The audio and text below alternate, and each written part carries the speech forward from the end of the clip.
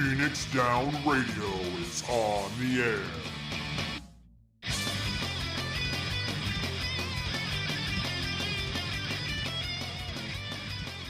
Welcome, everybody, to Phoenix Down Radio, episode number 160. Wow, that's a lot of episodes.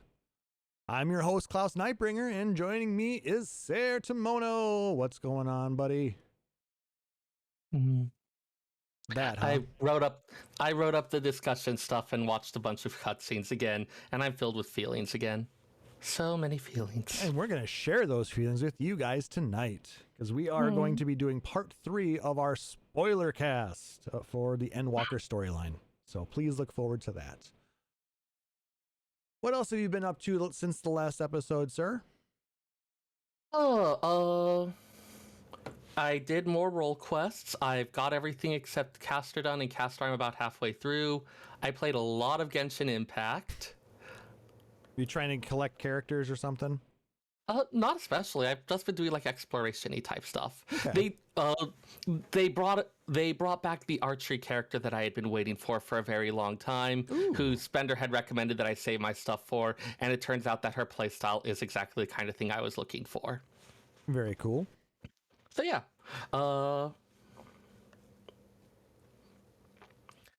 Also a bunch of random work stuff that isn't actually all that interesting, but that's the only other thing that comes to mind right now.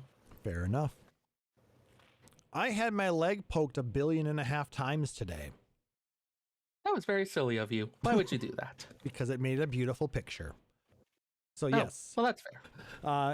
If you check out our Discord in the lobby chat, I'm the reason why we are an hour late tonight. I was getting a tattoo that I have been waiting a very, very long time for. I'm finally starting the dragon and phoenix tattoos that I have been waiting for, and nice. Today I got the phoenix tattoo, and it's a very beautiful watercolor style phoenix with rainbow plumage and fire, and the dude did an amazing job. Took about 6 hours to complete. Like I said, lots of poking of my leg, a little bit of bleeding, as one would do when you're poked 1.5 billion times, but repeatedly stabbed. Yes. Take a look at the image in the Discord, and you'll see amazing work. So that was really cool. Pre-ordered a new phone this week. So by this time in 2 weeks, I'll have my new phone, which will be nice. Upgraded my home NAS, so I have more storage now. Basically, I filled it up with 16 terabyte drives. But I added one to the storage, but I have one as a hot spare now. So in case something ever happens, I have one that I can put in to replace it right away without losing any data. So that's cool. And I 3D printed a whole shit ton of parts for the Merglace. I've probably gotten through about 24 parts so far, and I have at least 50 or 60 more. It's gonna take a while, and I probably will not have it finished by Detour, which is fine, because I don't think my cosplay will be ready by then anyway. That is such a goddamn project. Yeah. But like I said, I got that outsourced by got a custom commission. So looking forward to the quality of that, having a real nice cosplay to wear. I'll probably end up taking it to Renfest this year. I mean, being able to custom make those parts and do that type of thing for cosplay, I really appreciate how much it's put it back in the hands of people being able to tinker with their own stuff and made it a lot more accessible. Mm-hmm. It's been interesting, the whole process of me printing off parts, and then, like I said, I'm really anxious to see what the cosplay looks like and how they worked on that. So look forward to that. Also, the strategy I was using just worked, so I can pay slightly more attention to things now. About time, jeez. Hey, So it was tricky. was it a triangle strategy? Technically, I had 3 characters, so yes. Ace, Queen, and Cloud of Darkness. And the unique intersection of, ooh, I wonder if that's. I am not grabbing my Switch. I am not grabbing my Switch. Anyway, thank you to our Patreon producers, Nick Nar, Aurori, and Tibiant. Thank you so much for your support as always. Let's go ahead and jump into some game and community news. This is another huge week for Final Fantasy XIV Anniversaries. I saw yesterday in my timelines that yesterday was the 23rd anniversary of Final Fantasy VIII. Oh, that's weird. As well as... like, go ahead. Final Fantasy VIII is like, it's not even like the age where it's like, oh yeah, I'm gonna get drunk. It's the age where it's like, dude, I know how stupid it is to drink that much, and I'm going to have a couple cocktails with dinner. And then get drunk anyway. I mean, yes, it's frontal lobe hasn't finished developing, but it's still getting there. Yeah, the 23rd anniversary is kind of a weird one, but you know what? We'll give it to it.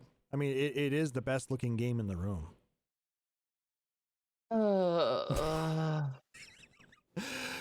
Also, on February 11th in 2014, Lightning Returns, Final Fantasy 13 was released.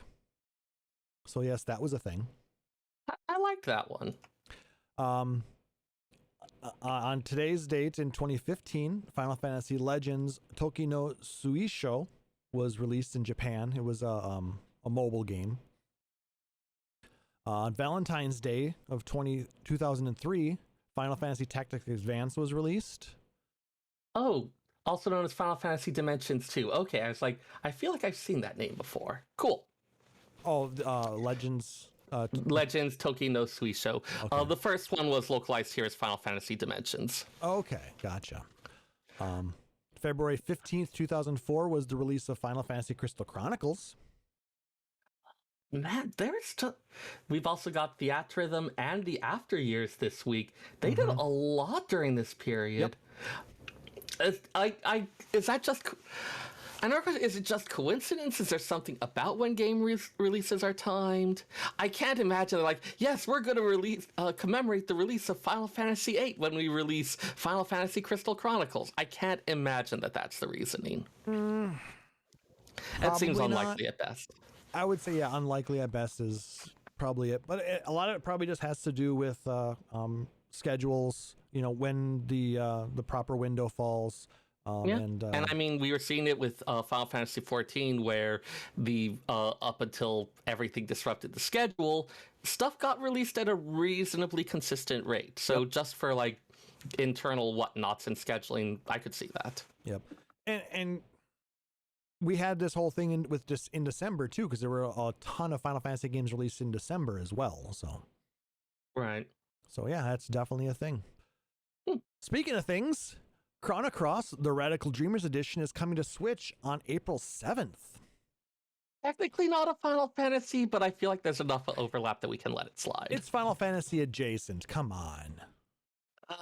You only started saying that because I used that word. But you don't like that? I mean, I really appreciate that my word patterns have inherently infected your brain.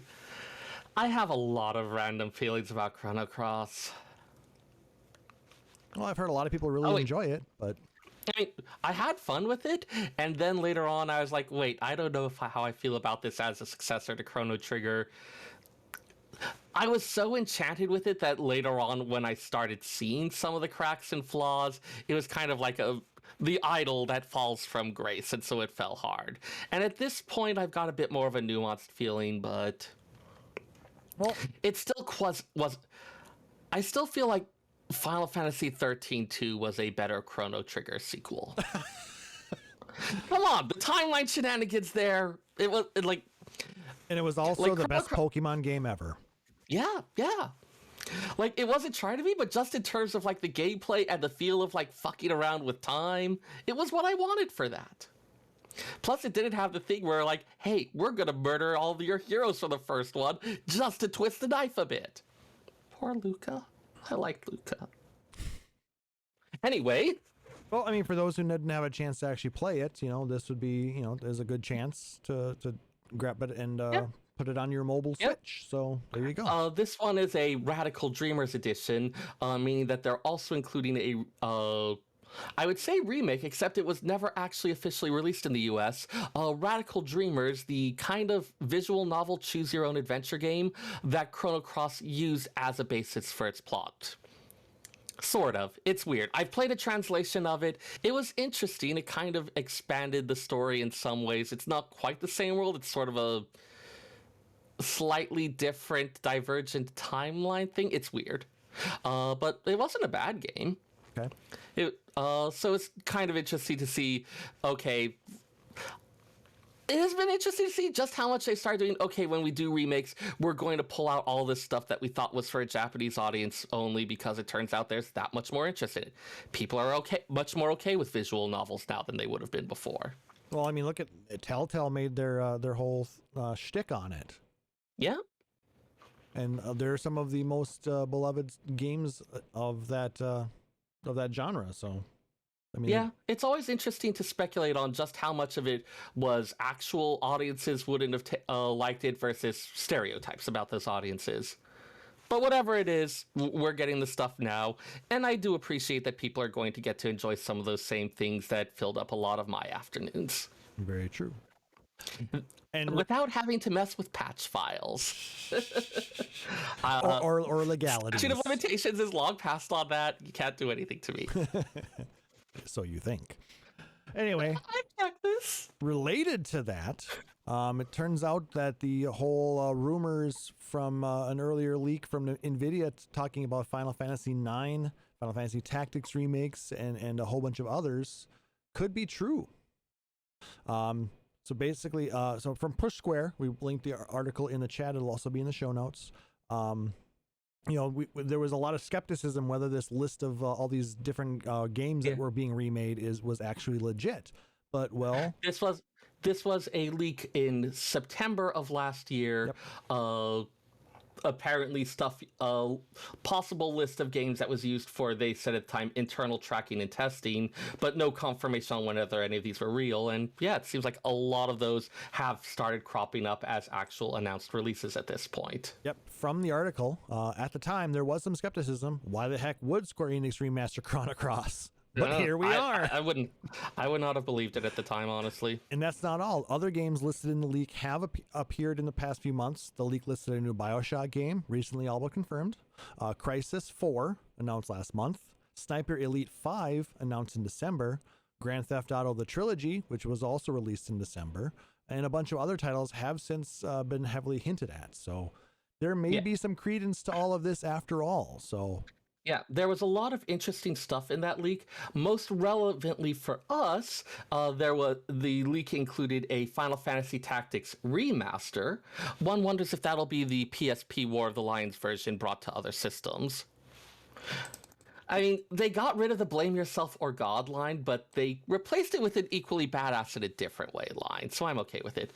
But also a Final Fantasy IX remake. It was specifically remake and not remaster, much like the Final Fantasy VII remake. So I mean, there was already a Final Fantasy IX remaster.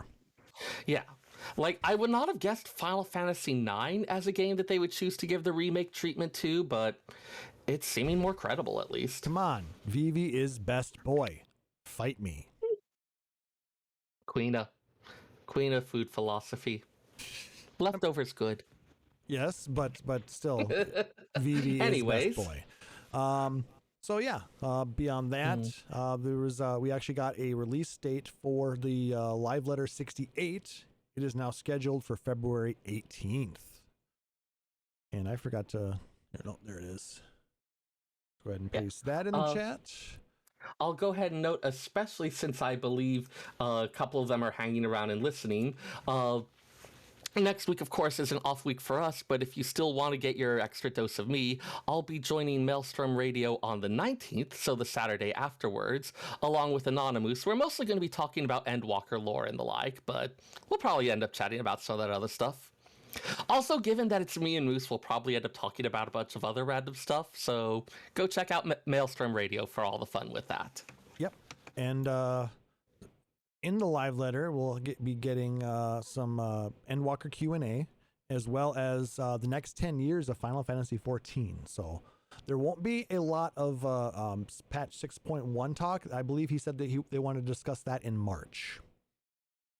So this is going to kind of be more of a relaxed live letter rather than a very information heavy one. So if you're interested to see what Yoshi P's plan is for the next decade of Final Fantasy XIV, make sure to tune in. And we will talk about it a little bit in the next episode. Oh yeah, we're going to certainly get our teeth into it as well. I hope they'll talk a little bit about Island Sanctuary. Yeah, I feel that's going to be coming in the March live letter, though. The Valentine. Why are you yanking our heart out, Yoshi P? Why are you breaking my heart? I'm going to get us demonetized again. Well, at least I got that song stuck in your head. Getting a song stuck in my head is not a notable achievement. Yeah, you're right. But you know what? I'll take whatever wins I can get right now. The Valentione's Day event is currently live in 14, and it runs until Monday, February 21st at 6:59 a.m. Pacific time. So basically, it runs until next Sunday, for all intents and purposes, except for the Night Owls. You know, you need to get some game time in as well. Yeah. One of the big rewards from it being the post-Moogle barding for a Chocobo, which very cute. Yeah, so many of the various rewards are types of stuff that I would usually just wear around that time of year, but post-Moogle is absolutely something I would wear all the time. Like my Chocobo delivery service, it'd be adorable, running around currying stuff. Of course, the quest itself involves delivering lots of letters, Valentione's missives, and all that. Lots of cute little stuff, as always with post-Moogles. You've got lots of little expansion about various minor NPCs, so if you haven't gotten on that yet, get to it. It was a very cute storyline, so I do encourage you to take a chance and go for it. The other reward you get is there's a Valentine Mobile. It's a wall-mounted housing item. And I had to pick up a couple of them, which, you know, because I got to have a little bit of everything. Yeah. Nope. Post-Moogle, Chocobo. Post-Chocobo? No. I'm overthinking it. Yes. And then the other bit of news we have to talk about tonight is Final Fantasy XIV will be introducing Steam account linking. So for all of you guys that use the Steam version of Final Fantasy XIV, this is going to be an opportunity for you to further enhance the account security and bolster fraud prevention measures from the article. So it's going to give you a way to, protect your account a little bit more. So yeah, one wonders if there had been like security issues around Steam, or I know there'd been that whole thing of people who were losing their Steam accounts, a lot of the various scams and the like that had been going around. And so I could see Final Fantasy XIV wanting to provide this extra measure. So even if you did get your Steam account scammed, you wouldn't necessarily lose your FF14 account in the process. Yep. Starting in early March 2022, users who log in using a Steam version will be prompted to perform a one-time link of their Steam account to their Square Enix account. It might be similar to how it works with the PlayStation account linking. So yeah, it's a way to hopefully, keep people from stealing your account from you. So if you have the Steam version, I would recommend definitely using that. And for all users, if you're not using two-factor authentication, please do, whether it's the hardware token or the software token. Just remember, if you link one of those, you get a free teleport to anywhere you want to, any location that you want to select in the game. Definitely worth it. Or wait, Protect no. your stuff. Is it the free teleport or is it the half-price teleport? Because I am not sure. Because the app has one of those as well. I'm sure chat will tell me which one it is. Regardless, it's still worth it, even if you didn't have that. The Authenticator app gives you a free teleport location. Okay, so the app must be a half-price one then. Because I only have my home point and then my free point. Everything else is the half price. All right.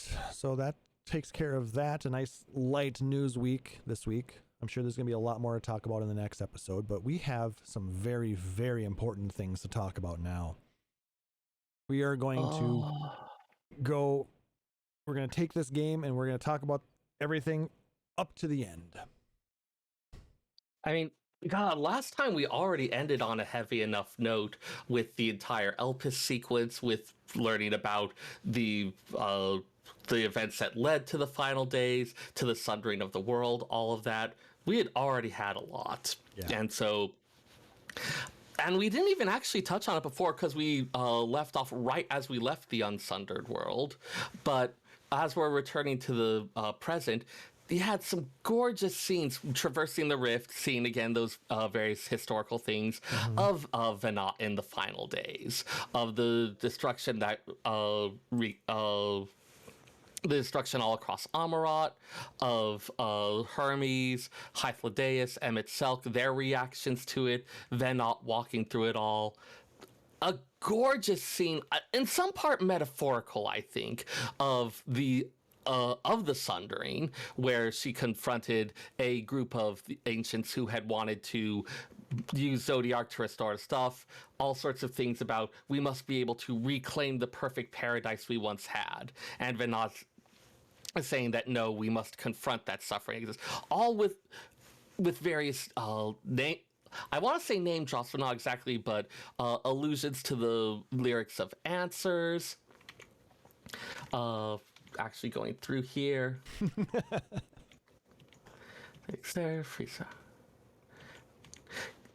Let's see. Open your eyes. Our plight shall be repeated. Like so many quotes from Answers, which again, this thing that we had like nearly a decade ago, finally taking on this new meaning as these people pretty much being forced to confront these questions, wanting to seek to put the walls up again, to not have to view a world full of suffering, and then not sundering. And God, where was that line? You would destroy. It was such a good, like, talking about how much she loved it all. Let there be no way back from that temptation I sunder us. And so the sundering, not just as a way to, not just as a, this is a way that we will split the power of Zodiac, but this is how, what we will cut ourselves off from this perfect existence.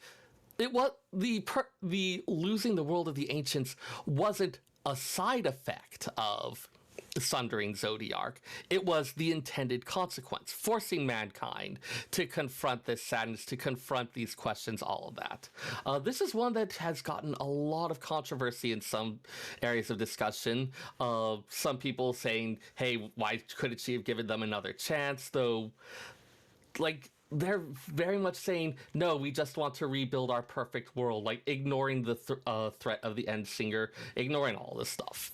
So, God, I could go on about this scene for hours if you let me, and I'm trying to hold myself back a bit. Oh, well, so gorgeous. Maybe we can make that into an extended episode at some point.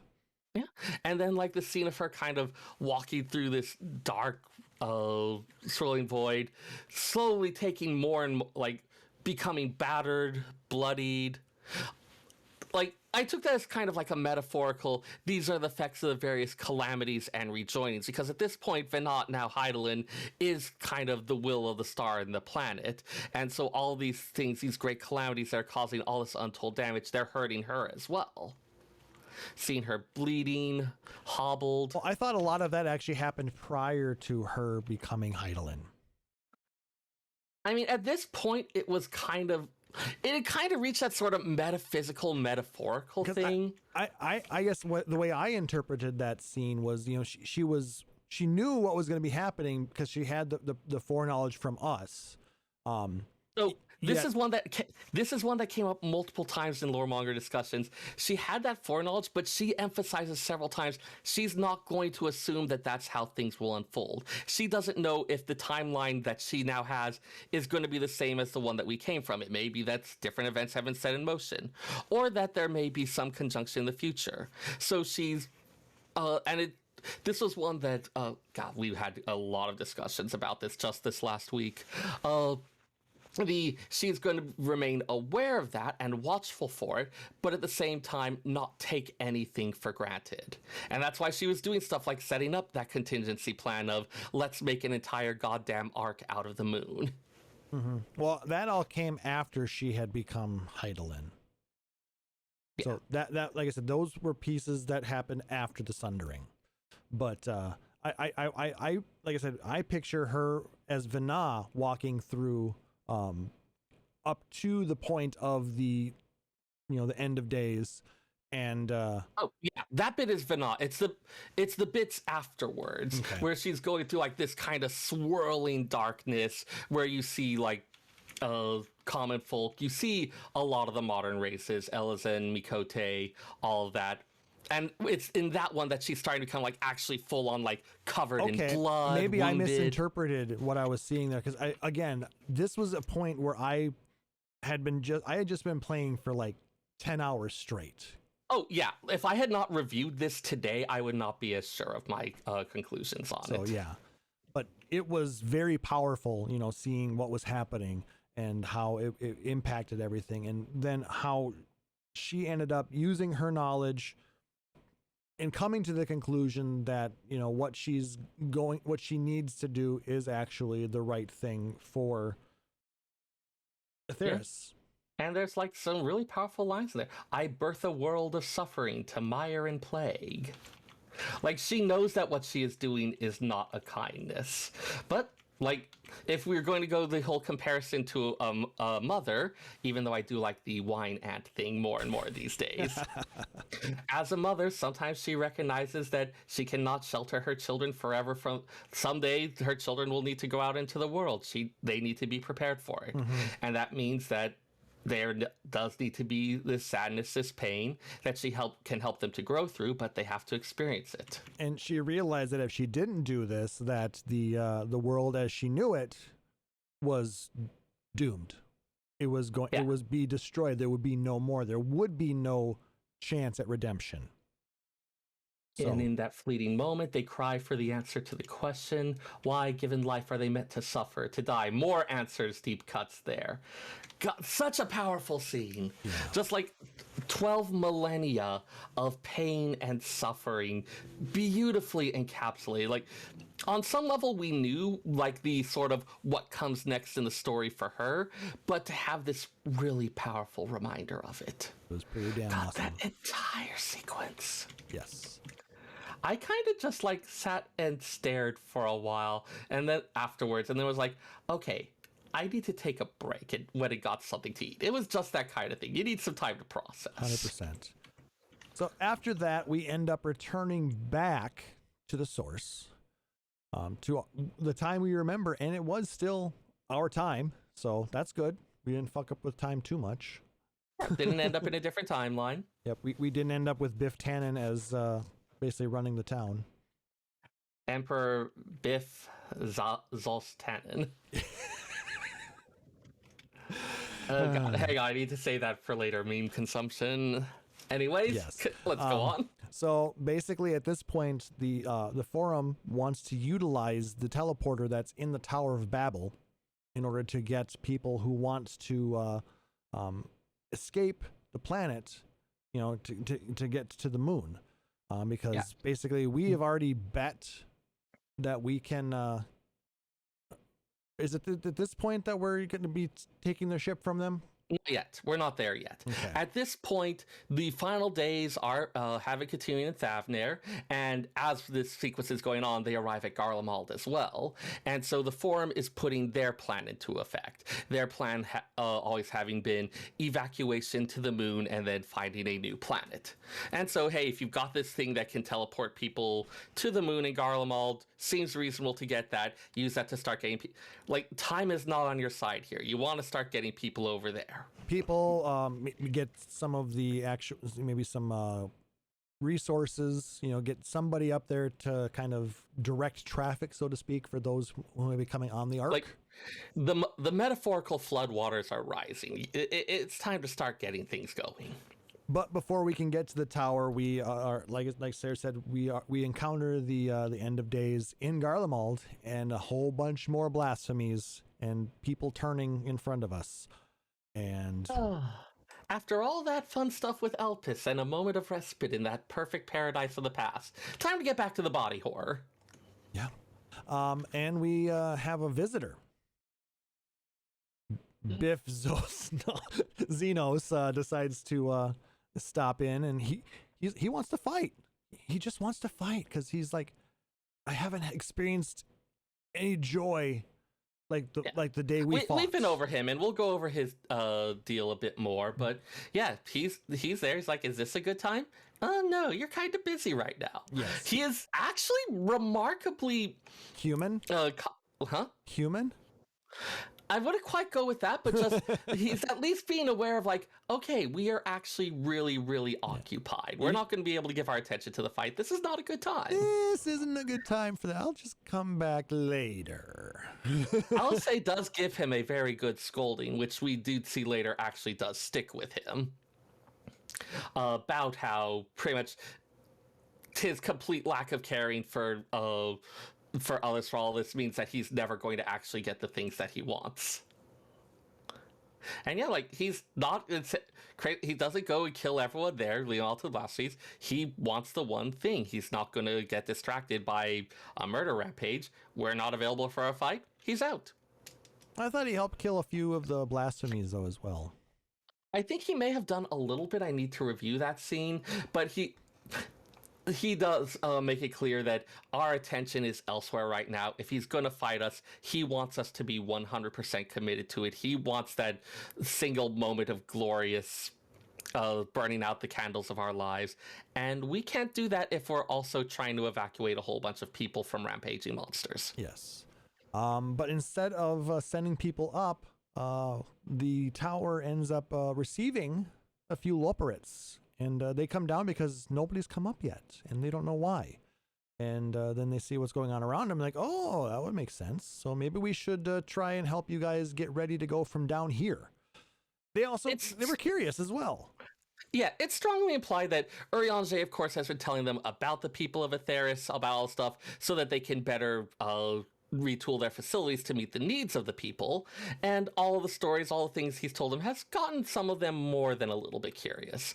Hydaelyn created them with a deep and abiding love for Etheirys and its people. And that combined with all of this intriguing information, it's proved a little too much for some of them. But we almost have another travesty in this as well. Isn't this the scene where we seem to have a loporite? Yeah, it's God. And this was again after all of that heavy stuff, injecting that moment of comic levity, where we have one advancing, seeming like a zombie. And so it's like, oh God, oh no, something's corrupted the loporites. Now we have this bullshit to deal with. And no, it's just that it's that oddly named Pudding Way who got down here and can't find a single goddamn pudding anywhere. Pudding. He is the true hero of this expansion, and I will hear no arguments. Oh, Pudding Way. That was well timed, SE. Good job. Yes. That combined with Urianger being back in his astrologian garb, and thus completely unprepared for the Garlemald frost. Oh. So yeah, nice little bit of comic relief after all of that incredibly heavy stuff. Yes. So instead of sending people up to the moon, we go back to old Charlayan and we start to strategize with the rest of the Scions. Yeah. Everyone else has their own plans, of course. The Loporites do want to get the evacuation moving and maybe do a little bit of sightseeing in the meantime. Charlayans are trying to get the evacuation going as well. But we're Scions. We're fighting for the sake of this star. Like, we've always wanted to have if we can avert the final days, so much the better. So go ahead. So if the plan is going to be to fight and defeat Medion, we're going to need two things. We need to find out where she actually is. All we know is that Hermes sent her off to the distant edges of the universe. And we need to find a way to reach her. Ishtola points out that our Hydaelyn might not be the exact same Venat we met in the past due to timeline shenanigans. That Venat did stick a tracking device on Medion, but either way, like, literal deity, probably our best bet for locating her. And this is where the forum once again comes to our potential rescue, by which I mean we have to do a lot of negotiating with them, because they actually possess a means of talking with Hydaelyn, the one that they'd been using this whole time, the one that they'd been doing to learn about the Loporrits, to carry through all these things. So they actually have this means of speaking directly with Hydaelyn. And so, in exchange for their permission to use it, we offer to assist them with technical problems they've been having in the development of their own spaceship. Or as the Loporrits refer to it, their teeny tiny boat. Don't we also get to the point where we in that is if we help you build this ship, can we have it? So we're not quite there yet. Oh. I know it's right in the, it's I thought it was right in this. That was part of Alphino's plan, though, wasn't it? So we certainly have the plan that we're going to go through all this and make the argument that, hey, this is the correct thing to go about it. But in order to even we don't even know if our plan is viable yet. Like, until we've talked to Hydaelyn and have gotten that information, we don't actually know if it's feasible to confront Medion. It's our ideal outcome, but can't put the cart before the horse here. We need to know where Medion is and if it's possible for us to reach her. This is why I need Seyrr here, because he remembers this shit. Yeah, it's these tiny details. They matter. Yeah, I mean, because at this point, so we go through and we look at, they show us the ship, and we help them, complete a number of tasks. We send out people to try and find a very specific type of, what's the metal called again? It was refined adamantite. Yes. Basically, something that has not been made since the Allegan Empire. But hey, we know where a lot of Allegan ruins are. But yeah, I was going to say, yes, we kind of dealt with a lot of those back in 2.0 and 2.2. And 2.4. Also, like 3.0, you've got the entirety of Azazla is Allegan ruins. That's true. Allegans keep showing up. Yes. So, but yeah, lots of different things for that. The refined adamantite, various sources of ether that will be needed to power the whole thing. Since we've got the Loporrits with us, we end up giving them a tour of Labyrinthos so they can learn a bit more about how the people of Etheirys live, and in the process create a very unlikely partnership, because these incredibly knowledgeable, incredibly desiring to help creatures end up being amazing research collaborators and partners for the Charlayans. For every Charlayan researcher or engineer who's struggling with a problem, there's a Loporrit who happens to know something about building in low gravity environments or about ether engine things or stuff like that. Plot armor! It was really fun scene, especially going around finding all the Charlayans, finding some of them who had just kind of cracked under the pressure and are maybe a little bit beyond our help right now. The one who seemed to be doing better than we are, lucky for. Anyways. And it's at this point, there's some of the researchers down there are people that Urianger has been kind of avoiding for the past couple of expansions. But yes, it creates probably one of the most heartwarming and also gut-wrenching moments up to this point. There are so many candidates for that title.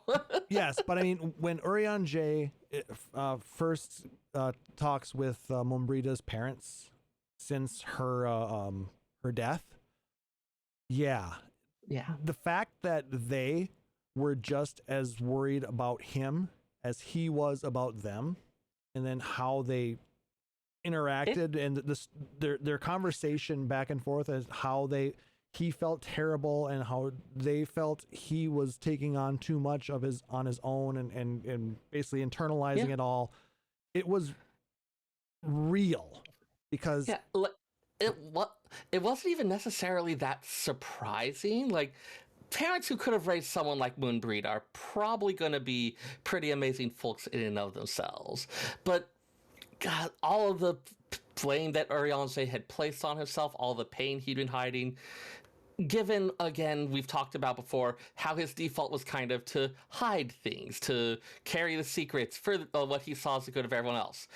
Like seeing him take that step to talk with them, to expose his feelings, to expose his sorrow and pain to someone else, and seeing the incredible kindness with which they responded. It was, after everything he's been through, Yeah. it was really beautiful. Two things. One, thank you, Nicknar, for your resub. Greatly appreciate that today. And two, I guess it really it hit home with me, that whole scene, because a lot of people, and sometimes myself included, do the same thing. You don't want to have to put your burdens on somebody else. And you feel that it's up to you to deal with those things and not necessarily, rely on your friends, your family, professionals at this point. But yeah, I think that's why it resonated with me so much, and why I probably teared up so much from it.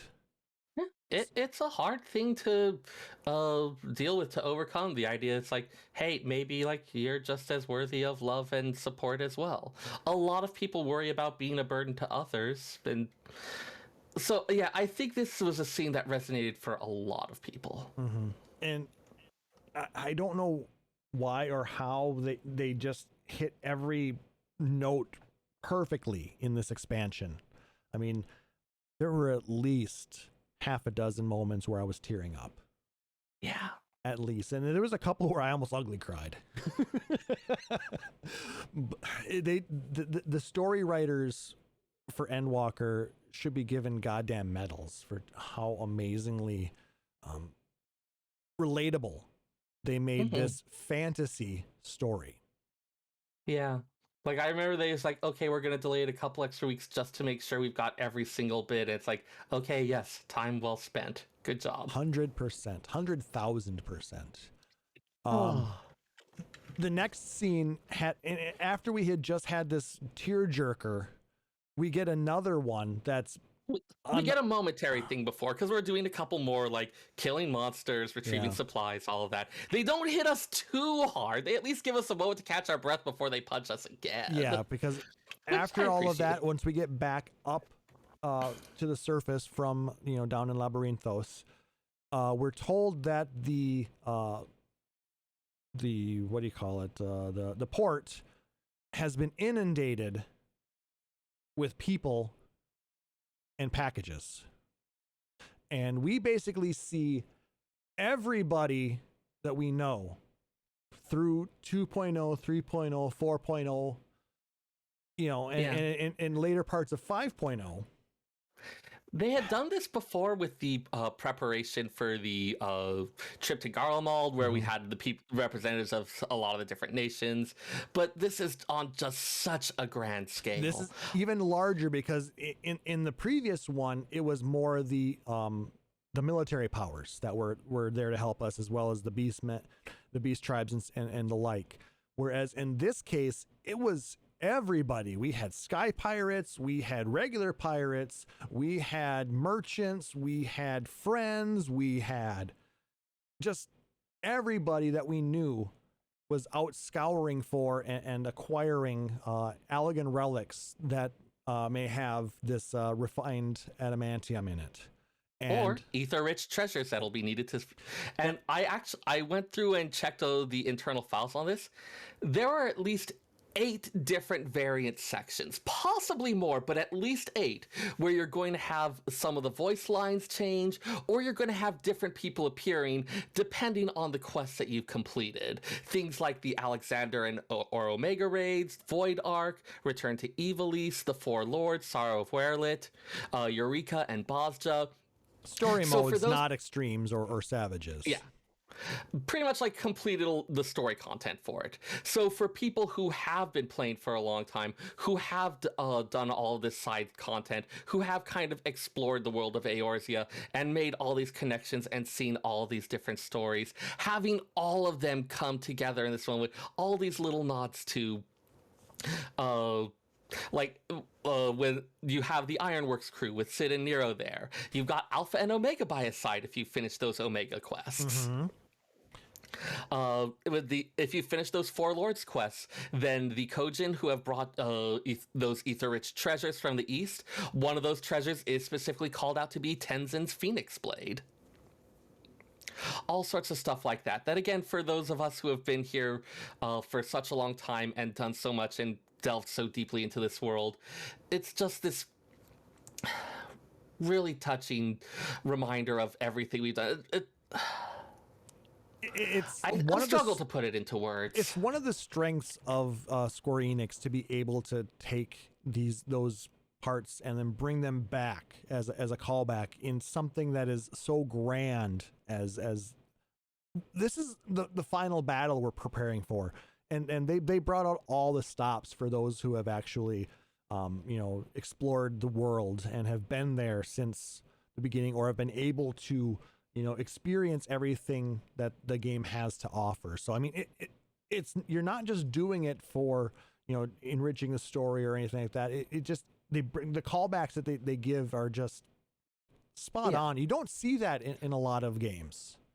Yeah, this is something we've seen them do before, where, for instance, you had if you're a 1.0 player, they reference the fact that you defeated a Legatus or things like that. Like, they've done that in terms of lots of little touches here. And this is taking that same attention to detail, that same recognition of, and just writ so large. Yep, this one goes to 11. And then they take it to 12 when frickin' Fortunal actually has a touching moment with his kids, saying how proud he was and how his duty kind of kept him from saying the things he wanted to say or doing the things that he wanted to do because he had to take on this larger plan that they had. Yeah, he talking about how when they were born, he had thought about the things that they knew, thought about how now for him it wasn't just it's this thing where we're on this long-term scale to save the world, but now specifically for these two children. All of these things he did was always with an eye towards, I need to keep them safe. Which, I mean, he was still a dick on some things, but it's a bit more understandable. It is such a beautiful humanizing moment for him after everything else that has happened. Yep, he turns from, a complete, asshole father to somebody who actually did have the best of intentions. Yeah. He might not have made all of the 100% correct choices, but he did what he thought was right. And he always kept an eye on what his kids were doing. He mostly just seems so overwhelmed that they've gone so far beyond what even he could have imagined. He's just so proud of them, and it's really beautiful. Yes. And then at that point, we get permission to go talk directly with Hydaelyn. So we go down to the deepest depths of the Labyrinthos, and that is a weird ass thing, isn't it? The Itioscope? Yeah. You take an elevator down into the middle of the live stream. Oh, such a strange dungeon. Again, after everything, they go for another round of pummeling us in the memories. Yeah, because all the enemies we're fighting are from previous storylines. We've got Ilberd. We were pretty sloppy. Olivia and Riditon from all the way back in 2.0. They weren't happy. They were not that happy. Resentment they'd held on to all this time. Well, stop fucking with us. We're trying to save the continent. But I mean, granted, Gaius wasn't wrong, but still, it's a whole thing of, you know, how you go about it. And well, yeah. And it's something that's referenced repeatedly about whether these are like the actual ones or whether it's echoes of some of their deepest held feelings.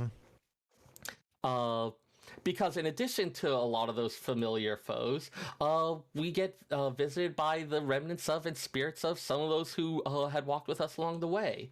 Papalimo, Moonbrita, Horsafant, and Minfilia all make appearances of sorts. In the cases of a lot of them, it's more their weapon is kind of a representative of them to give us aid in battle.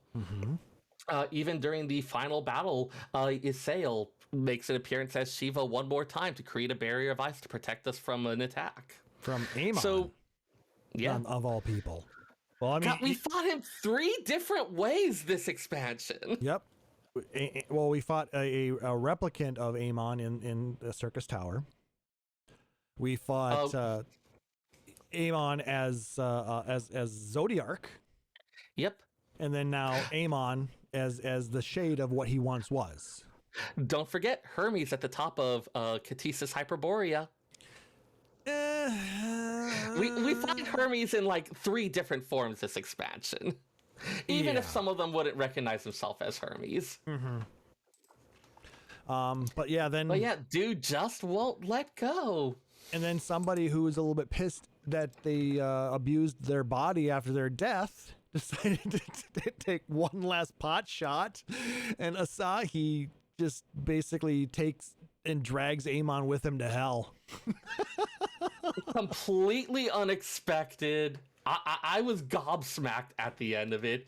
At the same time, I was like, no, that makes sense. Guy stole his body, used it for all this stuff. Like, Asahi makes it clear he still hates us. There is no love lost for us. But right now, all that hatred is saved for this asshole. Yeah. Asahi's still a little annoying prick, but at least, you know, we don't have to worry about fighting Amon again, right? For once. Then once we get through that and we get, you know, down there, we actually get to talk with Heidelin. And it is Vana, the one we talked with. Yeah, she specifically, like, it's not just a different timeline variant or something like that. She remembers us from Elpis. It is, in fact, the same one. Like, those timelines, whether they diverge or not, they have reconverged at this moment. And so it's kind of this beautiful moment of reunion. So basically, she can help us to track Medion and confirms that we can take her down, but we need to bring our best. We need our A game, and if we don't, that's the end. There is no second chance. We need to stop this. Yeah, which means that she cannot, in good conscience, give us the means to confront Medion if we can't show that we are ready and equal to the challenge. So we get to beat up the mommy crystal. Oh. That fight, though. Holy crap, that fight. Yeah. Especially if you do it with the trusts. Yeah, so this is the first, technically-ish, the second trial you can do with trusts. Memoria Misera, back in Shadowbringers. Where you are going through Sid's memories in the Bosja content, and where you fight that version of Varys with these constructed versions of Scions. I had always felt like, okay, this is at least a little bit proof of concept for doing trusts that was as just a trial. Light party, though, was it not? No, it was all there. You're in a solo instance, and you get all 7 of them showing up. Yeah. Okay. Yeah, because Reen showed up, and people were very confused when it was in the trailers about, wait, how the hell can Reen be on the source? But it's just a construct of her. Or yeah, something it's a from mental our projection. Memories. Yep. That was so long ago. How the hell can you remember that shit? I remember so much, man. Anyway, but that had kind of been a proof of concept, and this is the entire thing, like, brought to fruition. I really enjoyed how they scripted that and how basically, an 8-person fight is something it's hard enough when you've got 8 separate people, but having to rely on one person and 7 AI, they had to tone it down a bit, but it was still difficult. So they introduced a new mechanic, it's like a knockout mechanic. So we're down for like 5 seconds, and we basically we have 2 free reses is what it ends up being. Right, because so normally for a dungeon, okay, if you're doing it with trusts, you get killed. Okay, you get sent back to the start. You haven't necessarily lost a lot of progress.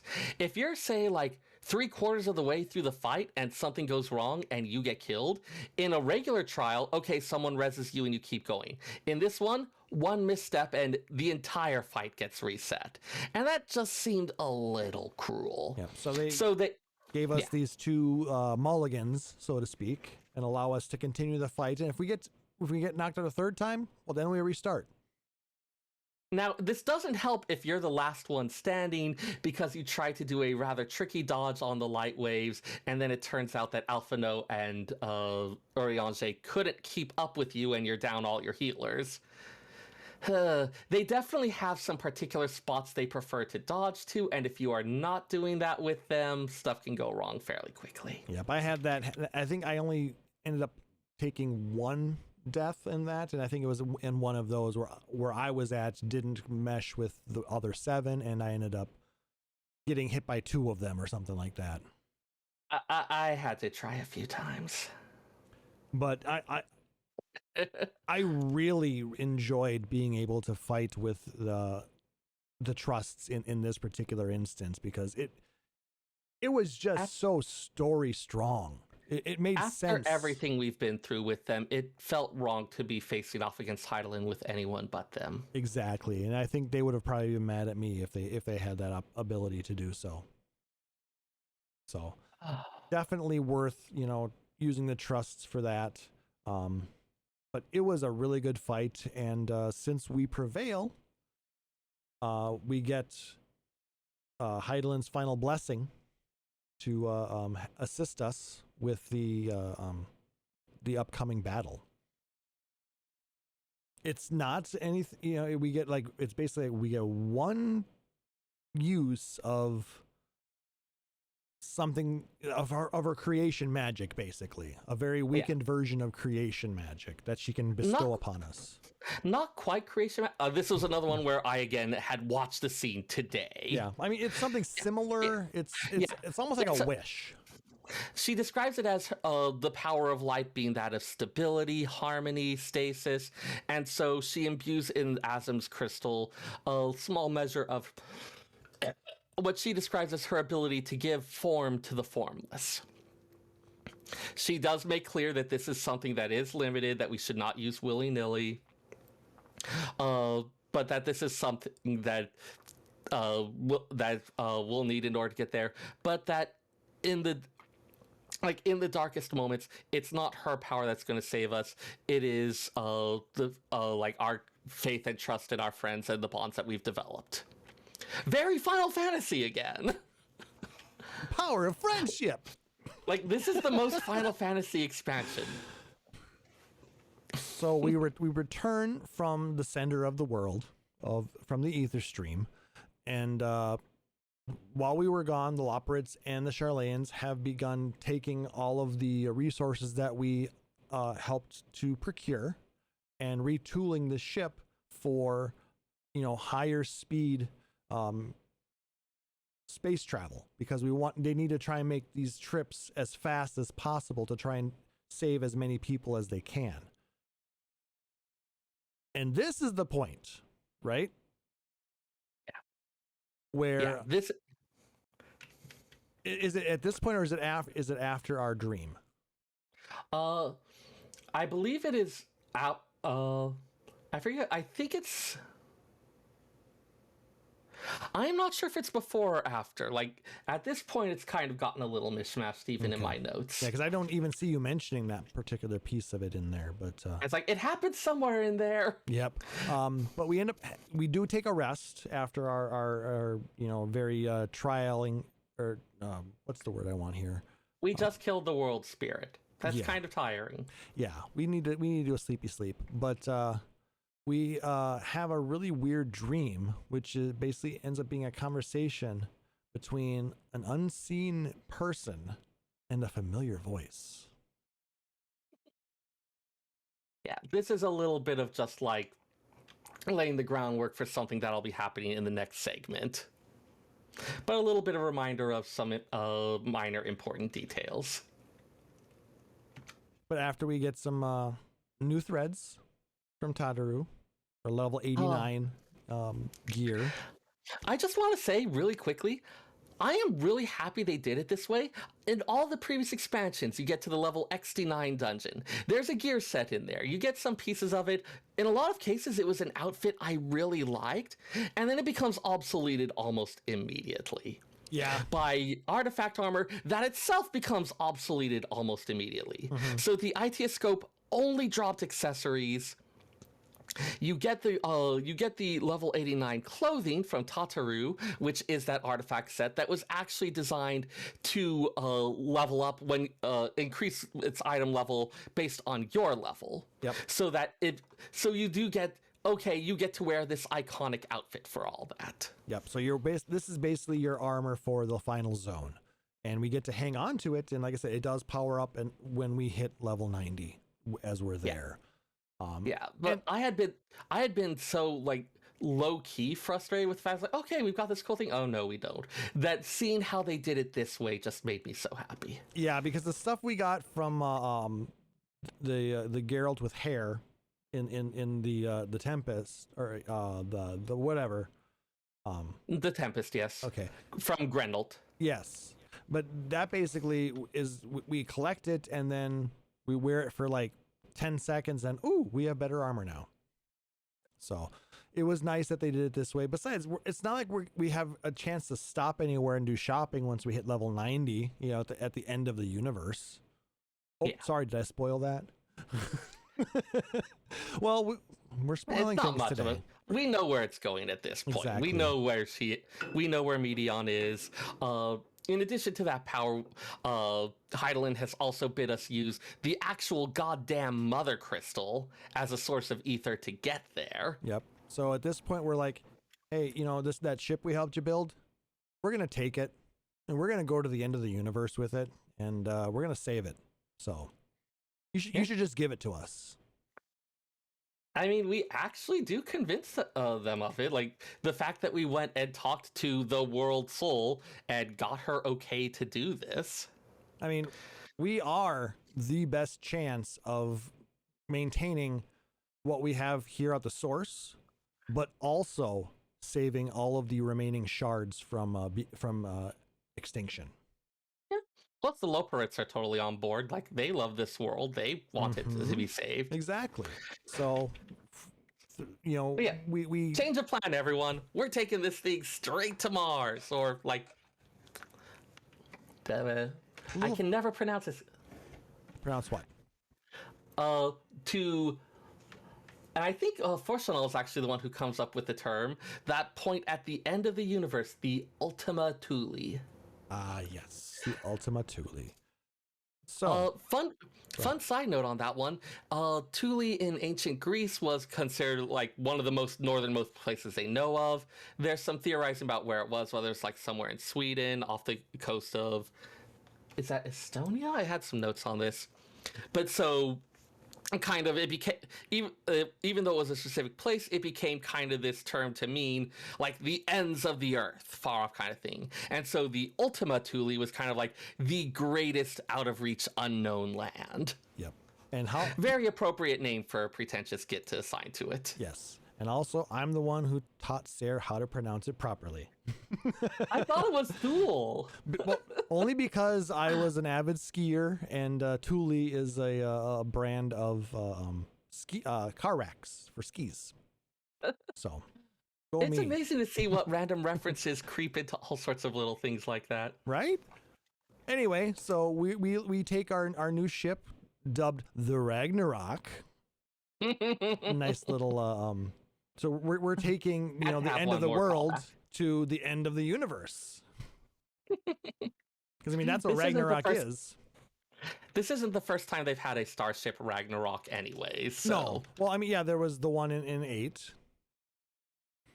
But just the fact that Ragnarok means, you know, the end of the world in Norse mythology. So the fact that we are taking a ship called the end of the world to prevent the end of the world. Yeah. This was also the name of that Allegan starship way back when. So there's a lot of callbacks going on here. Okay. I guess I didn't realize that one. The one that we go into for the Binding Coil, that one is also the Ragnarok. Yeah, that's right. I thought that was just a part of it's a different it is a part of Dalamud, but apparently it's like, I guess it's some of the ships that they use to like bring the parts up there, and then maybe they left it up there. Oh, so something. It's basically like a SpaceX Dragon capsule. Kinda, yeah. Like turn 3 is pretty much you making your way down through one of like the drive engine cylinder things. Okay. All right. Lots of throwbacks today. Yep. So, yes, Nick Nar notes the FF8 reference, of course. Yep. But yeah, so we take the Ragnarok to the end of the universe, to the Ultima Thule. And it is a dynamis-filled space. I mean, because, normally space is pretty empty and void, but there's a lot of stuff here. Yeah, like the dynamis, the dark matter of this world, has been given form by Meteion's despair and takes a form of shards of dead worlds that she had visited. Yes. And a great dead star at the center where she waits for our arrival. And the callbacks here, I mean, the first area that we find in Ultima Thule is a callback to Midgard Stormer and his dying star. So we get to learn a little bit more about, what the world was that he and his brood left as it was dying, and how basically it seemed like it was dying before it was even ravaged by Omega. Because there was those quests with the eggs that were not hatching. Yeah, that the dragons themselves are basically becoming infertile. Yeah, all of these shards of worlds they're not the actual original ones. The creatures there are themselves formed out by Meteion. They're just these reflections of all the despair and hopelessness that she encountered. And so for the Dragon Star, yeah, really, I was like, okay, we're going to see, like, we've got all these dead worlds, but I wasn't expecting them to be dead worlds that we would know about. I had forgotten about that, oh, hey, this is an option they have to draw from. Yeah, and I think that a lot of these shades actually do have some of the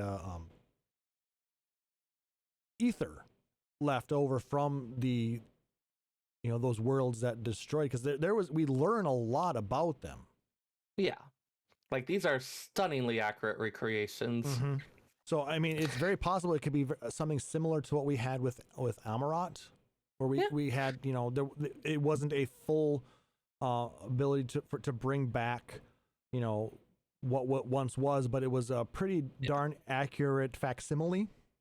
And some post-game stuff raises some questions as to just how much it is like imitation of life versus starting to become a thing in its own right. We'll get back to that a little bit later, though.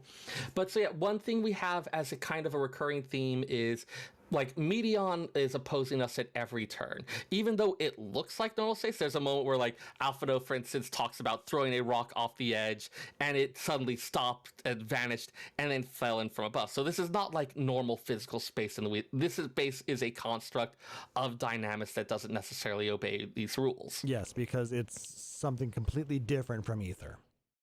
Yep. And so we have kind of a recurring thing of these various civilizations, these people that have given up hope, that live in despair, waiting for the end to come, and our allies kind of sacrificing themselves and putting forward an idea or a belief or something to oppose them and create a way forward for us. So we start with 8. And at that point, as we move forward, in order to get past these, our numbers start to dwindle. We'd already lost Thancred in the getting there initially. Oh yeah, that's right. So yeah, Thancred had to.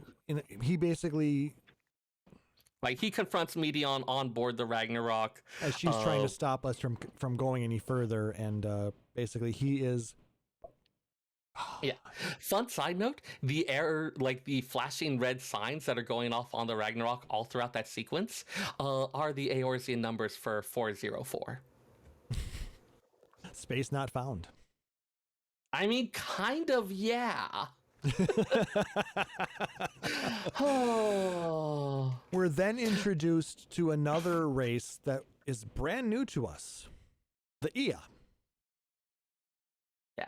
The Ea were people that had pursued knowledge of brilliant researchers who eventually discover all sorts of interesting things about the nature of the universe, including its inexorable end as a forever expanding thing that would eventually just become an entropic wasteland frozen in ice.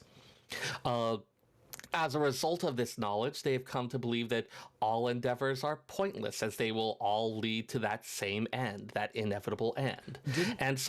Didn't they also find a way to basically become immortal?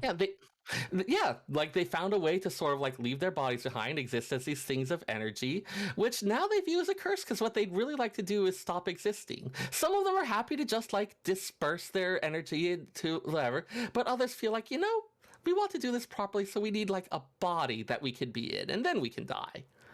They have a very interesting and morbid set of values. Yeah. But yeah. Their story was interesting. And but they're trying to keep us from moving on because I'll go ahead and mention really quickly that against the despair of the dragons, who had been defeated in war and now saw no future for their race and were shunning conflict and waiting for death, we have Estinian pushes back against them with his experience about having faced his enemy in war, seeing himself in that, and that being the thing that led to this key to lasting peace. Being able to face your enemy, see yourself in your enemy, and through that find common ground. Here, with the Ea, Ishtola pushes back against their belief about ignorance as the preferable thing, holding up her pursuit of knowledge as the thing that gives her life meaning, as this thing that encourages her to push forward. Urianger as well is wanting to his desire to support his friends, to help others, and so the two of them are able to push back against the nihilism of the Ea and create a way forward for us. Which leaves us with the twins and Graha, and that's it. And us. Okay, yeah, I guess we're a person too. And then the third world is the world of the Omicron, or Omega's world. Yeah. The robots.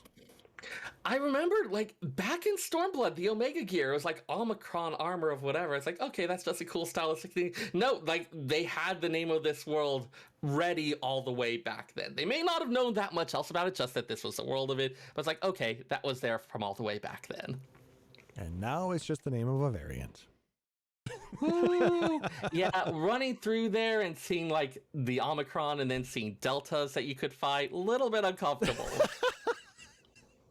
Like, I know the name was determined back in Stormblood, so completely unintentional, but also a little bit uncomfortable. A little bit too on the nose. Oh, I laughed though. Man. I mean, because the fact that we're fighting against them, because they are at this point also that I recognize a couple of them as enemies from Salvage in FF11. Dynamis and now this. What the hell, guys? Jeez, Seyrr. But these guys basically they rely on a central processing core to give them their direction and their orders, but they have not heard from anything. Yeah, we learned that the Omicron were once a very weak race that, fearful of being attacked by others, they sought strength, enhancing and augmenting their bodies with machines. That desire for safety, defense, protection over time became a desire for conquest. Crush your enemies before they can crush you. And their campaign was so successful. We saw what they did to the Dragon Star, and it turned out that they were so successful that no one could measure up to their might. But now that they were the mightiest, now that there was no need of further strength, now what? They've had this objective that they were following for so long, but that objective is no longer necessary. So they've reached the end of their program. Yeah. So they were sitting there listless. They had no directive. They had no drive. They had, no instruction. Yeah, like their leader unable to resolve and reconcile and make a decision as to what should be done next. Graha is the one who manages to punch through their despair, talking about his own dreams and about how, as his things had happened in his life, especially like his experiences with being the Exarch, with all of that, and how he had sought out and found a new dream to live for. And reaching the end of one dream doesn't have to mean reaching the end of your reason for existence. You can always seek out a new one. And with that, we get on to the fourth area, which is basically a ghost town. There are no shades of a previous civilization. There is just a open bar. There's some buildings, tables. Like, it looks like a thing that maybe everyone just stepped out for a moment and then never came back ever. Like, there's not even signs of like damage or it really is as if every single person in the world just kind of vanished. And that in fact was the first world that Meteion had found, one that seemed to as if it had only been recently, but that there were no signs of life anywhere. Yeah, in order for us to this area stops us short of the star at the center. Yeah, we've got no one that we can say, okay, what are you despairing about? Okay, here's another thing. Like, there's no one there to do that for. So we end up having to investigate what's going on a little bit in the area. We look around, we try and find some clues, something that may point to what may have happened. But I'm trying to remember exactly what happens at that. All I remember is it's at this point that the twins end up pushing through. So because with this one, it's not about the things of whatever race was once here. The despair here is Meteion's. And so in opposing that, like there was they talk about how the number of times that they've been beaten down and how with each one, like, yes, you suffer, you take it, and then you like continuing onward. I remember the line because it actually shows up on the Endwalker Alphino and Alice card. We rise, we fall, we rise again.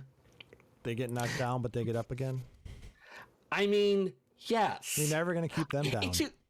I hate you for it, but yes. Hey, you started it in the pre-show or before we started streaming, so. Oh, I did. I brought this on myself. Full circle. Oh.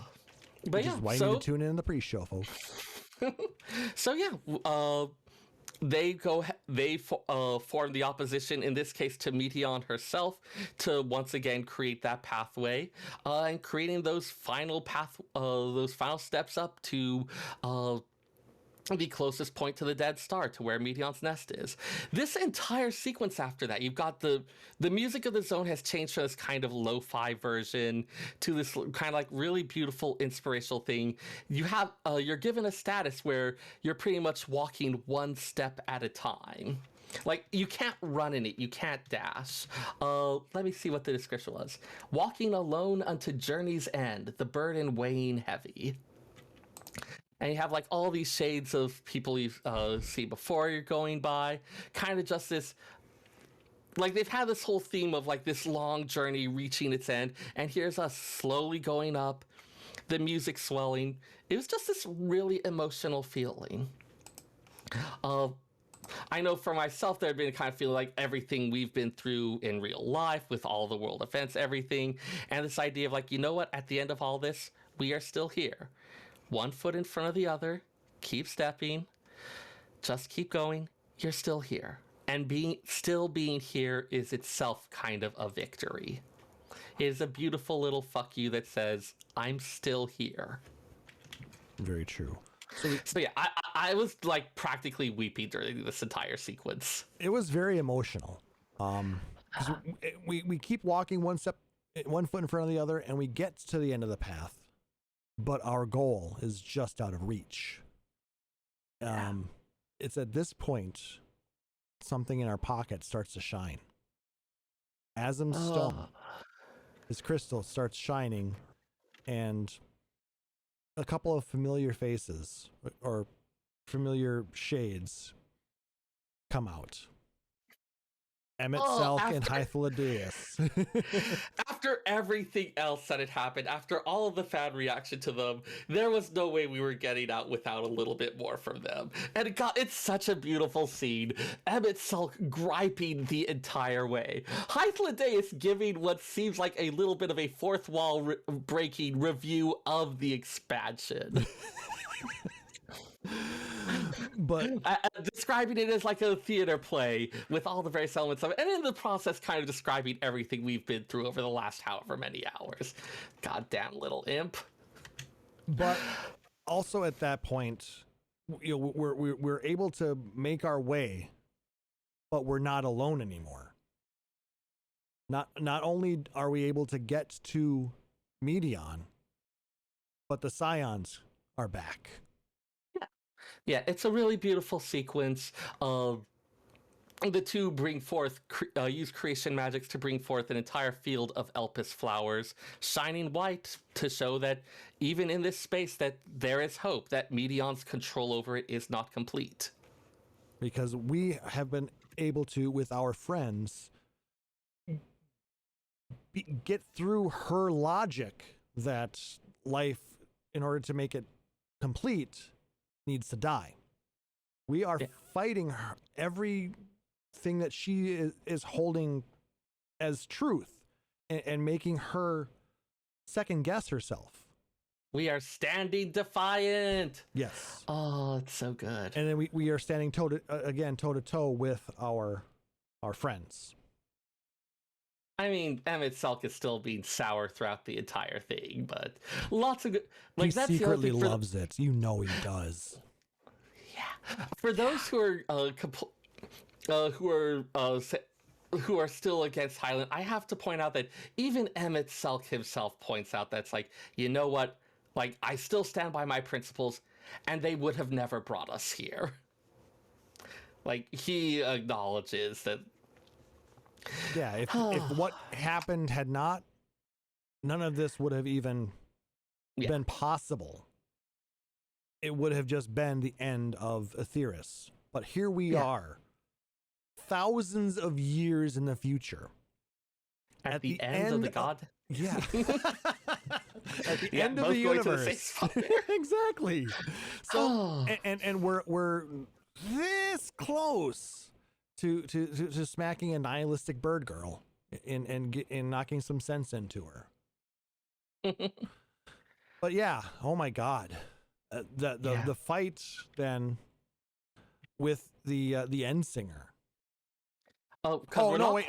No, the dungeon. You're right. We have to go through the dungeon. So pretty much with the ancients bringing forth this light of hope in the midst of Medion's domain, we're able to bring back our companions to pursue her into the heart of this dead star. Which thing I'll mention, it was brought up that all of the ether that had been collected through, like part of Medion's plan for kind of like killing everything, she was pretty much taking all of the ether from stuff that had died and kind of storing it up there. So it's something that's disrupted the life cycle of so many worlds. So this is a thing that is just replete with all of this ether that she's been holding back from all of these dead creatures. But yeah, as we make our way through it, through the dead ends, we get flashes of even more dead worlds. I love that first one. I didn't even realize that until I finally got the minion, that this was basically just I'm trying to think of the name of them. Why can't I think of their name? Namazu? Yes, Space Namazu. Kind of. I mean, they've got like little angler things going on, but yeah, kind of. They have the same squeak, okay? Yes. The scene ending the second world is something out of nightmares I had when I was a kid. And even now when I get it in roulettes, it's like, okay, I'm going to need a moment here. Yeah. That second world it's basically, one race fighting against another race and ends not even different races. Like you had a world that, yeah, like, but it was basically a giant world war. Yep. Okay. Which the stuff seems to imply brought on in part by Medion's arrival and everyone arguing over, okay, who gets to be the one to talk to this strange visitor from beyond the stars and present this thing. And then you have the different ideologies coming forth and... Oh, I suppose a lot of that came from the different notes that you could read along the way. Yep. Which nobody seems to do because everybody wants to run wall to wall. Oh, I mean, I read them when I was doing it as a trust, but... Yeah, I suppose I can always go back after it's done and just go to the beginning and walk through it a little bit. Or is this one of those that you can use as the... Explorer mode, yes. Okay, perfect. Go in there in Explorer mode and go read all the various things. But yeah... It is implied that Medion's visiting of places may have spurred along some of their collapses. Yeah, well, I suppose when she gets more and more nihilistic as she finds them, it kind of spreads. As a creature of dynamis. Yeah, that's basically messing with people's heads and emotions and feelings. So not even intentionally necessarily. No, exactly. But... It's a part of what dynamis is. It affects the that portion of a person. Yeah. But yeah, the whole scene where basically it ends with in global thermonuclear warfare. Yeah, like that particular scene. I killed them all. Yeah, like I said, that was something that came out of some nightmares I used to have. No, I can fully understand. I mean, Cold War. It basically... One of the problems about being a little kid who is smart enough to understand what's going on with nuclear stuff is you're smart enough to understand what's going on with nuclear stuff. Plus war games. That was a pretty good movie too, so... Anyways, let's not talk about Seyr's traumas right now. Okay, so let's go on to the third world, which basically they just wanted to die. Yeah, that was one where they managed to eliminate all suffering, and in the process, like, pretty much joy lost all of it, like, all of its interest. It's like, okay, if it's just joy all the time, this starts to be something that's just kind of like, it's this. Too much of a good thing. Yeah, it became something where it lost everything that made it special, and so they started craving death as a release from essentially eternal boredom. Yeah, and basically this is, I think, what was the biggest turning point for Medion, because this world bore a real striking resemblance to Etheirys in a lot of ways. Yeah.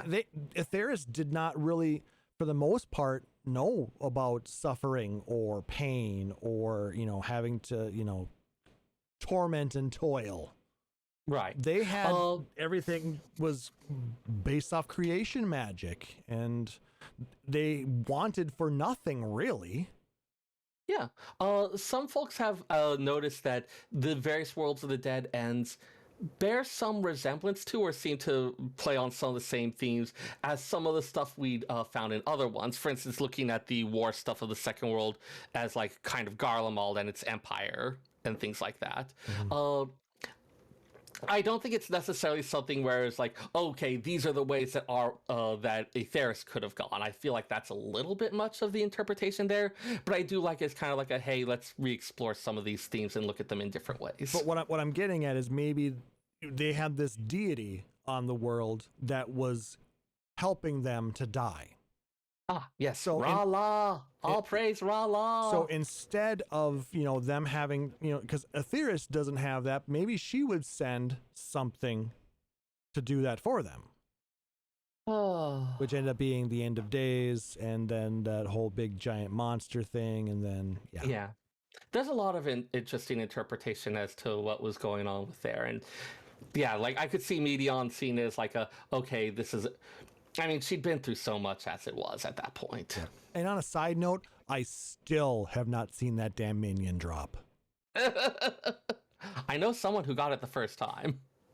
I mean, I can't be too angry. I've gotten a few other minions, but I still have not. I want that one. I want the little pretty bird. Its name is also the name of a local fast food chain, so it always... In-N-Out? Local. I'm teasing. It's just in the Bay Area. They actually do some damn fine chicken sandwiches. So every time I see it, I like, oh, right. The chicken tenders are ready. I think they do tenders now. They got like some Korean-inspired sauce options as well. Ooh, Korean fried chicken. Very good. Anyway, so we get through that. And one thing I want to note really quickly with all of these different worlds we've been through, just as a little bit, again, neat little lore type thing, you might have noticed that all of them have the name Ostrakhan and then something after that.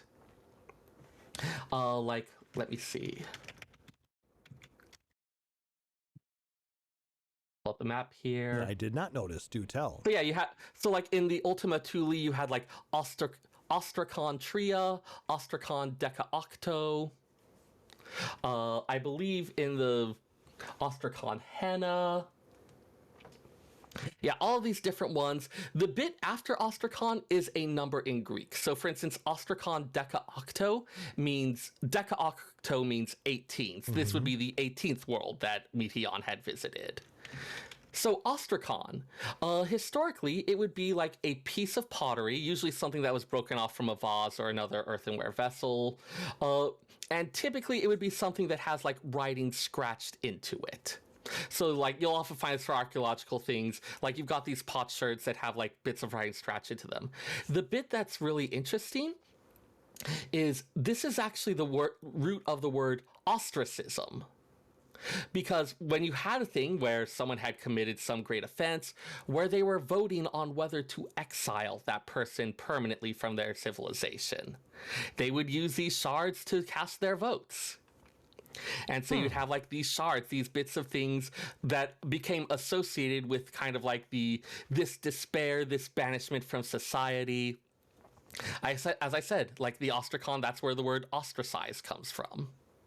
So having like these shards of these worlds also be named with this thing that's kind of like this despair, this being severed off from your society, from hope, all that. I was like, okay, that is a really nice piece of symbolism there. And the tribe has spoken. I mean, pretty much, yes.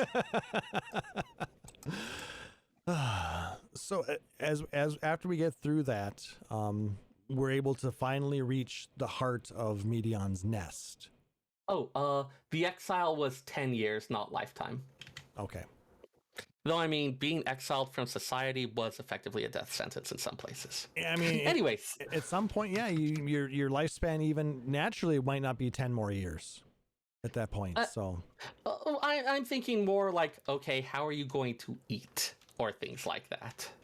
Yeah, you have to become really good at hunting or foraging or you not die. An option. Yeah, realistically, that wasn't an option for a lot of people. Anyway. So we fight the Endsinger with the other Scions. At the end of the Dead Ends, she does show up. So, like, we're not really fighting her at that point. We do end up fighting her, though. Right. At that point, it's more she starts attacking, and our allies are being blown away. Oh, so we basically save them by using the emergency teleporter. Yep. And we dropped ours. So they're all like mad at us because they're all back on the Ragnarok. And we're still LSA there. is starting to shout at us as we hit the thing. Don't, boom. Bye. Whoops. Oh, self-sacrificing hero. But yeah, so we're going to fight her alone. But somebody else decides he wants to, he's not going to let us have all the glory. Yeah, like the entire space we're in begins to shake, cracks appearing in the sky as someone tears their way through the walls. How do I explain this? It's that Shinryu. It's that goddamn dragon Shinryu. Because Xenos someone as Shinryu. Yeah. He tells us all about, like, he apparently went to Charlayan. He gorged himself on the remains of the Mother Crystal to fuel his transformation and soar to our side. In part to help us out because, like, he still wants to have that duel. And if we don't win, he doesn't get his duel. And he's even couches and stuff like this thing can't be giving you trouble. You having trouble with this? No. Here, I'm going to help you get this thing out of the way so you can go back and concentrate on what's important here, which is our fight. Yes, exactly. And quite frankly, for Xenos, that's as close to a ringing endorsement as you get. And it was quite the interesting fight. Yeah, that entire scene is also controversial. A lot of people felt a lot of different ways about it. I loved the entire goddamn thing, but I also recognize how some people are just kind of done with Xenos. A lot of people think that Xenos is just too much, that the story would be just as good without him. I disagree. Argue with me on our Discord. We can save that for later. While I will admit that some of his appearances feel a little bit forced, I think overall, the fact that he is basically the other side of our coin, so to speak. He is the yang to our yin, or whatever. Moose describes him as the guy who skips cutscenes and just wants to fight. And also buys a jump potion and a the story skip, yeah. So he jumps right up to level 70 and is ready for endgame. Oh, because he likes to fight. But after all the different people that we've brought together for this, there's something kind of beautiful about, all right, one more, here's this guy, even he is helping out, and he acts as our wings to fly us to bring the fight to the end, Singer. And we eventually take her down, and such a cool fight that is. It was a really good fight. I think it took me a couple of tries because there was a lot of interesting mechanics in that. I will be interested to see what they do for the Extreme, because I'm sure the Extreme is coming in 6.1. Yeah, I mean, because we've always had, because basically Shinryu Extreme didn't come until 4.1, wasn't it? Or was it in 4.0? I'm trying to remember. No, I know. It had to have been 4.1. Hades Extreme was 5.1. Yeah. Yeah, because in 4.0, it was, we had Susanoo Extreme and Lakshmi Extreme. Right. And then the next one, I think, maybe we got 3 at that back then. I don't remember. They've changed it so much. Anyway, that's neither here nor there. So yeah. Nicknar does say 4.1. Planets crashing into each other, and massive charge up sequence. And Nicknar is verifying that yes, Minstrel's Ballad Shinryu's domain was in 4.1. Yes. Yay! I remember things. Woo!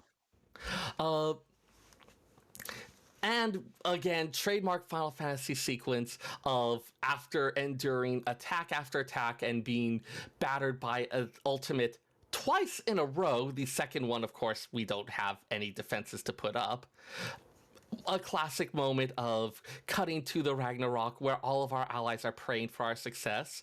And in this realm influenced by emotions, their hope, their desire for us to succeed infuses us with strength. Like, right out of Final Fantasy IV with all the different people appearing and praying for us and it empowering us.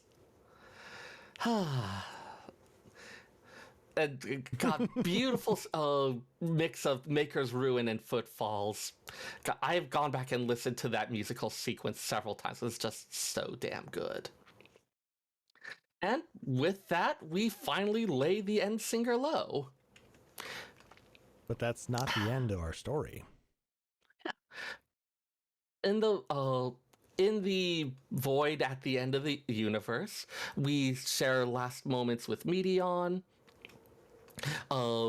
We connect to her and share with her the memories of our journey, the suffering, the joys that we experienced, and in all that, she finally finds an answer to the question that she had been asking all along.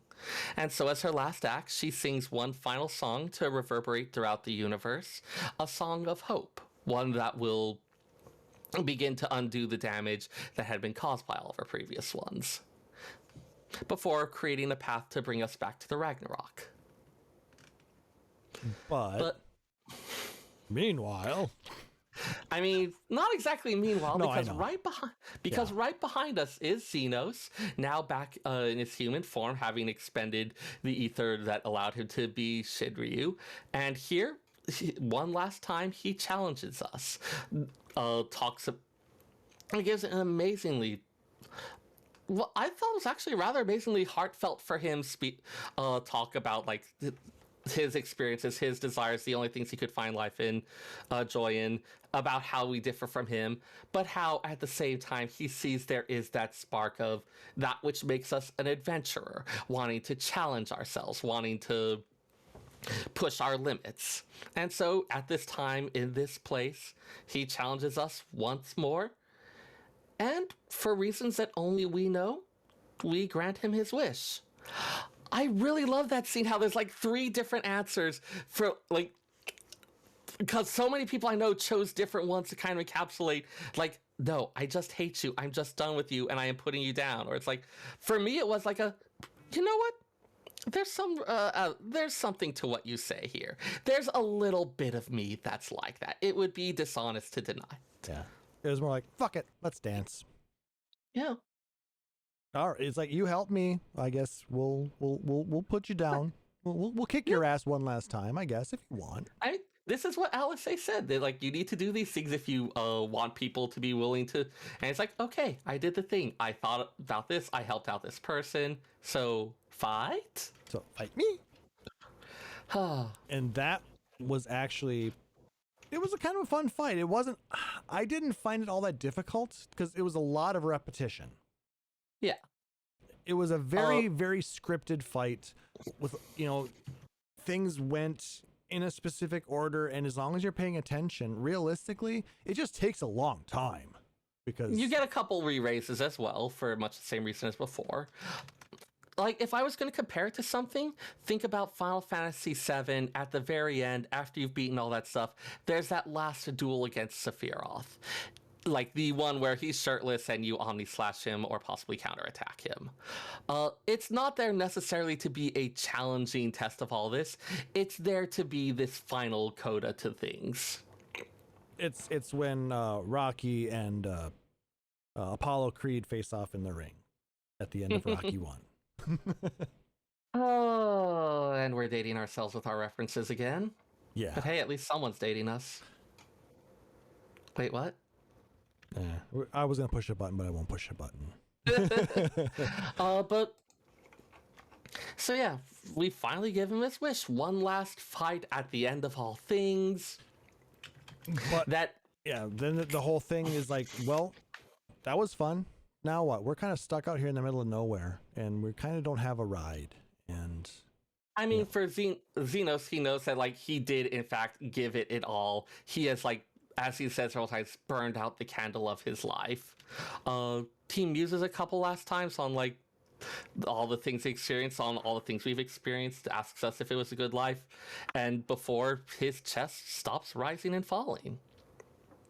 And there, at the end, his candle burns out. And we are not far behind him when from out of the sky lands a little teleporter that we had tossed aside a bit earlier. There's Plot no armor. way. I mean, there's no way it should have been able to do this if this was a space that obeyed the normal laws of physics. But as established repeatedly, this is a space that obeys emotions and feelings and all that. And so whatever strange force has brought it before us, it clatters to the ground, beeps a couple times before changing color and beeping again, and we teleport out of there, drawn back to the Ragnarok. And roll credits. Oh, God, what a trip. That was an amazing end to 12 years of story. Yeah. As always, it's not quite over yet after the credits roll. We still need to actually finish the quest. So we have a last scene gathering at the Rising Stones, with the Scions of the Seventh Dawn being disbanded, at least officially. We're all going to keep doing our adventure thing going, but in terms of the mission that the Scions were created to uphold, It's done. we've completed. Yeah, we did it. So now we'll, like the various nations do need to stand on their own, and we'll provide help where we can, but maybe in a little bit more of a quiet, adventure-y way. Little unofficial, helpers. We're kind of like mercenaries. We're adventurers. We We're go back where to the being wind adventurers takes us. We're back to being adventurers again. Yes, but it was a nice. It was the perfect way, actually, to end this story. Mm-hmm. Yeah, there's just really. Mm-hmm. We can't. I don't know if there's anything else to say on that. There was one comment that someone else made that I saw. I sent it to Spender. Did I send it? I sent it to someone.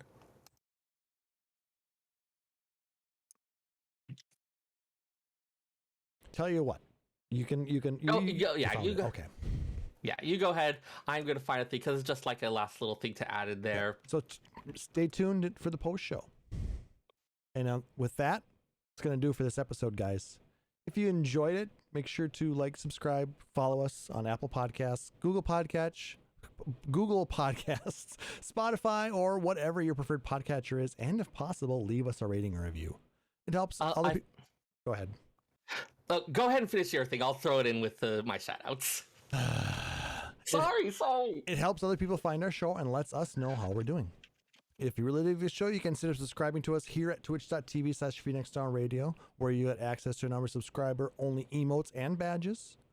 And if you really like us, you can be like our benevolent overlord Aurora Fenrir, or our shadowy foreign investor Tibian Salts, and support us out at patreon.com/PhoenixDownRadio.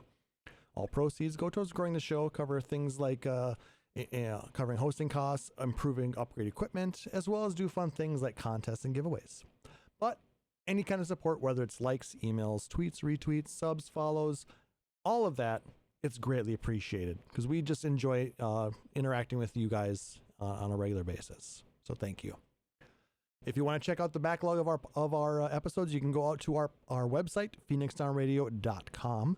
If you have questions, comments, suggestions for a show, or just want to say hi, email us at podcast@PhoenixDownRadio.com. Follow us out on Twitter at PHXDNRadio. And if you want to check out some of the past videos of our show, you can always go out to our YouTube page at youtube.com/PhoenixDownRadio. All right, Seyrr, now it's time for shoutouts. All right. So first off, I did find the thing, comment that answers is Heidelin saying, "I'm sorry." Flow, the song that plays over the credit sequence, is Heidelin saying, "Thank you." And I am struggling not to sing that song right now. Anyways.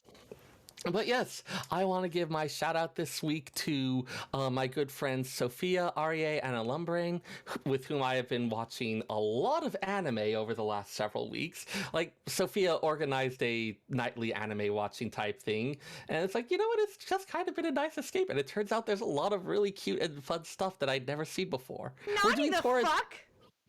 Yeah, we're doing Toradora right now. It's adorable. So big shout out to you guys. Love hanging out with you. Look forward to anime. In fact, it's nearly about time, so it's a good thing we're wrapping up now. Exactly. And of course, shout outs to all of our listeners. I love you guys. I love talking about stuff. I love telling you why you're wrong about things. I love occasionally being told why I am wrong about things by you, so keep that up. You can find me on Twitter at FF14Seyrr. That's FFXIV. SEYRR. You can also find me on our Discord. I like talking. Let me talk more. Yay! And if we get enough support out on Patreon, we'll go to a weekly show. So then you hear Seyrr talk a lot more. I have so many words. That's quite a lofty goal we have out there. But hey, I'm throwing it out there in case anybody wants to hear it. And I as well want to shout out to everybody joining us here live at twitch.tv/PhoenixStormRadio. It's so good to be back on Twitch after the last episode's debacle with my internet. It does make it a lot nicer to be able to interact with you guys directly. And we both noticed it as we were recording the last episode. So thank you so much for joining us. The flow of it just felt so weird. Yeah, I mean... We had one less thing to distract us for one, which some people might think is a good thing, but I think it takes something away from the show, really. We've always done this live, and we want to continue to do it live, so thank you so much for giving us this opportunity to and joining us and making it worth our while to continue to do, so thank you. Huge shout out to Seyrr for putting together the show notes for this week. I was a little bit preoccupied today with a... really fucking awesome tattoo, which again, if you want to see it, go out to our Discord. It's I posted a picture of it in the lobby. It's a phoenix. I figured it was and very it's located on the lower part of your body, so that'd be like Phoenix down. And it's got 5G transmitters embedded in it, so wait, no. That'd be fucking awesome. But it's actually part of a set that I'm gonna get. In 6 weeks, I have it scheduled to get a Eastern style dragon. In Eastern mythology, the dragon and the phoenix symbolize death and rebirth. It really fits in with the balance theme that I have with a lot of my tattoos. So, plus they're just really badass looking. So, shout out to my tattoo artist Andres. He did an amazing job, and shout out to Relentless Tattoo. Really nice place, reasonable, for the amount of work they did. It was a very reasonable costing tattoo, so definitely why I'm going back. But yeah, those are my shout outs. If you want to follow me out on Twitter, I am at PHXDN_KLAUSS. I'll occasionally repost a lot of things from the show account, and occasionally I'll have some other things to say on my own as well. So I've been kind of quiet on the social media front with a lot of things going on at work and such. So you can always, if you have a question for me, you can always hit me there, or like Seyrr, out on the Discord. I do monitor that quite frequently, so you can always hit me up there as well. So thank you, everybody. We really do appreciate you all. Mm-hmm. So you're the reason for the season. You're the reason that we're just doing the damn thing anyway. So I mean, yes, this is not Christmas anymore. You're the reason for the seasoning. Make sure to salt your food properly. Yes, seasoning your food is very important. Unless you've got like a high blood pressure thing going on, in which case there's alternatives. Mrs. Dash. Oh. Do you have something against Mrs. Dash, Seyrr? We can discuss that in the post show. Yeah, let's just go into the closing. For my co-host Seyrr Tomono, I am Klaus Netbringer, wishing everybody a wonderful evening. Thank you so much for joining us this week, and we'll catch you on the next one. Goodbye. Phoenix Down Radio is a production of PhoenixDownRadio.com and Illusion Productions. Final Fantasy XIV and Etheirys are trademarks of Square Enix. In-game content for Phoenix Down Radio is the copyright of Square Enix. Opening music for Phoenix Down Radio is provided by Guilty Gear Rock You. Check out the Metal Chocobo theme cover and many other music videos at youtube.com/Guilty Gear Rock You. Closing music for this episode is provided by Guitar Wanker 90. Please check out their full version of Matoya's Cave and other rock video game covers at youtube.com/Guitar Wanker 90. The views and opinions expressed in this episode are those of Phoenix Down Radio and its hosts and do not reflect the views of Square Enix.